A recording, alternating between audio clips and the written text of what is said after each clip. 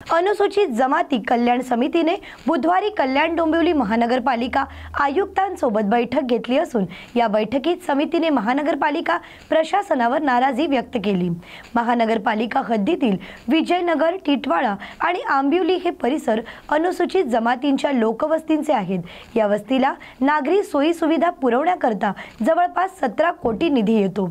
या प्राप्त निधीपैकी 5% निधी हा या लोकवस्तीत खर्च करणे अपेक्षित आहे। तरी देखील या लोकवस्तीत नागरी सोयी सुविधा, शिक्षण, दिवाबत्ती आणि शिक्षणाच्या सोयी देखील उपलब्ध करून देण्यात आल्या आहेत। त्यामुळे ही तीव्र नाराजी वर्तवली गेल्याने सूत्रांकडून समजले आहे। सगळ्यात पहिलं मी अनुसूचित महाराष्ट्र शासनाच्या अनुसूचित जाती जमातीच्या या समितीचं खरं मी आभार मानते। यांनी आमचे प्रश्न आज महानगरपालिकेमध्ये मांडले आणि ऐकले सुद्धा त्यांनी। आम्ही त्यांना निवेदन दिलं। निवेदनामध्ये आम्ही इथल्या महानगरपालिकेचे कर्मचाऱ्यांच्या अल्प संख्येचे जो लोकांचे कोटामध्ये सांगितलं होतं की त्यांना त्यातला हटवा आणि त्या अनुसूचित जाती जमातीच्या लोकांना तिथं परत पदोन्नती द्या, पण तेही त्यांनी केलं नव्हतं। तर आज परत विषय घेतला गेला। ज्या काही लोक आहे अनुसूचित जाती जमातींचे प्रमोशनचे विषय आहे, ते प्रमोशन सुद्धा देताना ते व्यवस्थित प्रमोशन देत नाही, तोही विषय घेतला। कल्याण डोंबिवली महानगरपालिकेमध्ये एसटी कॅडरचे 3 आपले वॉर्ड आहे आणि वॉर्डामध्ये त्यांच्या आपला निधीचा विषय असतो, पण त्यांनी प्रत्येक वेळेस आम्हाला प्रशासन काय सांगते की तो पाड्यावर असेल तरच आम्ही तुम्हाला निधी देऊ, पण अनुसूचित जाती जमातीच्या ज्या हे आहे वॉर्ड आहे त्या वॉर्डवर आम्ही जिंकून आलेलो असतो आणि त्या वॉर्डाचा निधीचा विकास करायचा असेल तर अनुसूचित जाती जमातीचा जो निधी असतो तो आम्हाला मिळत नाही। आजही त्यांनी त्या बजेटवरती बोलले गेलेले आहे। अनेक प्रश्न त्यांनी आमचेच केलेले आहे की प्रत्येक वेळेस अनुसूचित जाती जमातीला हे डावललं जातं आणि हा प्रश्न त्यांनी महानगरपालिकेमध्ये मांडला आणि त्यावर आयुक्तांनी सांगितले की आम्ही ह्याच्यावर विचार करून आम्ही त्याच्यात सुधारणा करू।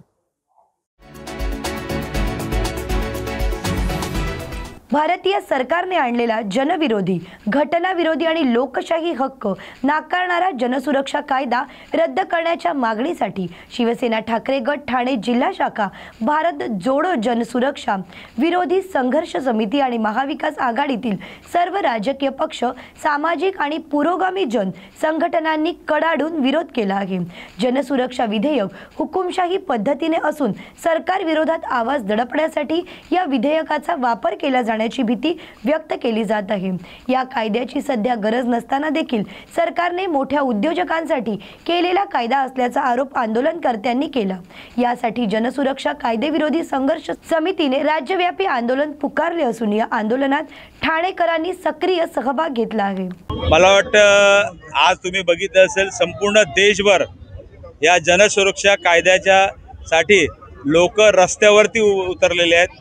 सर्व पक्षाची इंडिया आघाडी आणि स्पेशली सर्व सामाजिक संस्था, सर्व पक्षाचे कार्यकर्ते या ठिकाणी रस्त्यावरती उतरून या ठिकाणी जनसुरक्षा कायदा रद्द व्हावा यासाठी रस्त्यावरती उतरलेले आहेत। 1919 साली ब्रिटिशांनी हा कायदा सेम कायदा त्या ठिकाणी आणला होता इमर्जन्सीच्या काळामध्ये आणि तो 3 वर्ष त्यासाठी आंदोलन करावं लागलं।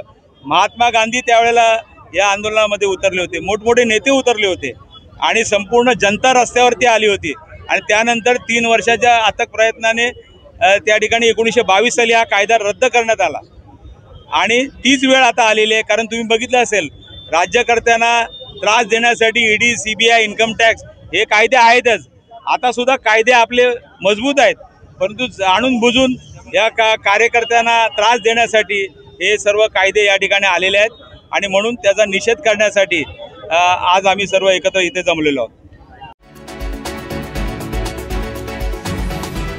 हदगाव तालुक्यातील निवघा येथे गेल्या अनेक दिवसांपासून अतिक्रमणाचा मुद्दा मोठ्या प्रमाणावर गाजत होता।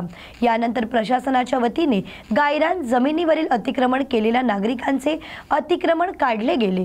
निवघा परिसरामधील सर्व शेतकऱ्यांना 24 तास वीज पुरवठा होईल या अनुषंगाने निवघा येथे 18 ते 20 एकरमध्ये pure light energy private limited या कंपनीचा सौर ऊर्जा प्लांट साकारला जाणार आहे, परंतु त्या जागी गावातील काही नागरिकांनी अतिक्रमण अतिक्रमण केल्याचे समोर आल्यानंतर सौर ऊर्जा प्लांटला अडचणी येत असल्यामुळे महसूल प्रशासनाच्या वतीने अतिक्रमण धारकांना नोटीस देऊन देखील नागरिक त्या जागेवरील अतिक्रमण सोडत नसल्याने अखेर महसूल प्रशासनाच्या वतीने कारवाई करण्यात आली। पोलीस बंदोबस्तामध्ये हे अतिक्रमण हटवण्यात आले असून या कारवाईमुळे गायरान जमिनीवर अतिक्रमण केलेल्या नागरिकांचे मात्र धाबे दणाणले आहेत। मॅडम, नेवगा येथे सौर प्लॅनसाठी जे अतिक्रमण काढण्यात आलं होतं, किती घरांचं अतिक्रमण काढण्यात आलं होतं, किती शिल्लक आहे? मागच्या वेळेला आपण किती काढलं? मागच्या वेळेला आम्ही याच ठिकाणी सौर ऊर्जा प्लांटला जी आपली जमीन दिलेली आहे या ठिकाणी आम्ही 22 घरांचं अतिक्रमण काढलं होतं आणि 4 एकर जमिनीवरचं म्हणजे शेत जमिनीवरचं अतिक्रमण काढलं होतं आणि यावेळेला आत्ता जवळजवळ 17 घरांचं आम्ही अतिक्रमण काढलेलं आहे। एक घर शिल्लक आहे, पण आमच्याकडे पुरेसा पोलीस बंदोबस्त नसल्यामुळे आम्ही हे काढू शकलो नाही, तर हे आम्ही नंतर काढणारच आहोत।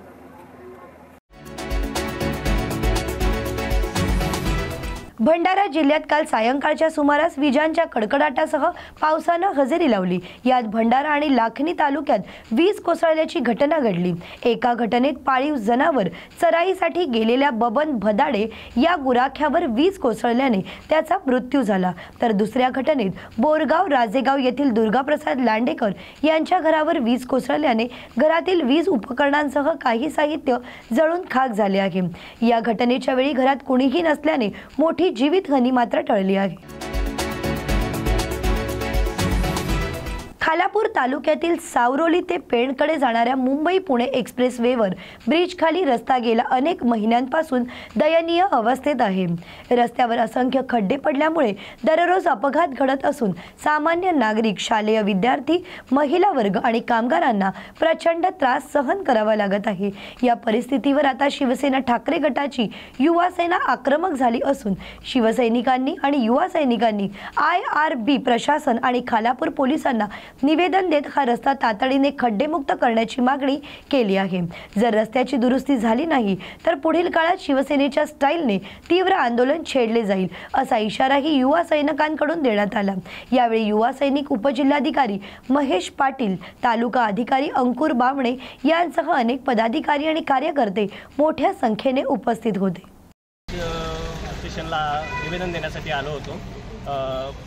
जो आपला पेन खोपोली रस्त्यापासून जो बायपास खालापूरला येतो त्या रस्त्यावर प्रचंड खड्डे झालेले आहेत आणि त्यामुळे पावसामध्ये प्रचंड पाणी साठल्यानंतर ॲक्सिडेंटचं प्रमाण त्या ठिकाणी वाढलेलं आहे। लोकांना प्रचंड त्रास त्या ठिकाणी होतोय। आपण वारंवार तोंडी त्यांना सांगितलं होतं की ते खड्डे बुजवा, लोकांना होणारा त्रास त्यापासून लोकांची सुटका झाली पाहिजे, तरी पण IRBने कोणतीही त्या ठिकाणी दखल त्या ठिकाणी घेतली नाही। म्हणून आज IRBला आम्ही लेखी त्या ठिकाणी निवेदन दिलेलं आहे आणि तसंच निवेदन आम्ही पोलीस स्टेशनला त्या ठिकाणी दिलेलं आहे। लोकांना किती हाल अपेष्टा सहन कराव्या लागतात याची जाणीव आमच्यासारख्या जनसामान्य लोकांना त्या ठिकाणी आहे आणि शिवसेना ही नेहमीच अशा प्रश्नांना उचलून या ठिकाणी मैदानामध्ये नक्कीच उतरते। आज आपण पाहिला गणपतीसारखा उत्सव केला, अनेक प्रवासी, अनेक चाकरमानी या ठिकाणून या रस्त्याने गेले। त्या रस्त्याची अवस्था बघितल्यानंतर आज IRBच्या माध्यमातून मोठ्या प्रमाणात टोल वसुली त्या ठिकाणी केली जाते, पण त्याच्या सलग असणारे रस्ते नीट करणं ही जबाबदारी त्यांची आहे। त्यांच्यावर हँडओव्हर केलेले हे रस्ते आहेत, ही जबाबदारी त्यांनी पार पाडली पाहिजे। प्रत्येक वेळी नागरिकांनी प्रश्न विचारल्यानंतरच ते प्रश्न सॉल्व्ह होणार आहेत का, हा प्रश्न आमच्या सर्वसामान्य नागरिकांच्या मनामध्ये आहे। आणि जर त्यांनी ते रस्ते पुढच्या आठवड्याभरात जर बुजवले नाहीत तर शिवसेना उद्धव बाळासाहेब ठाकरेंच्या माध्यमातून मोठ्या प्रमाणात आंदोलन त्या ठिकाणी उभं केलं जाईल।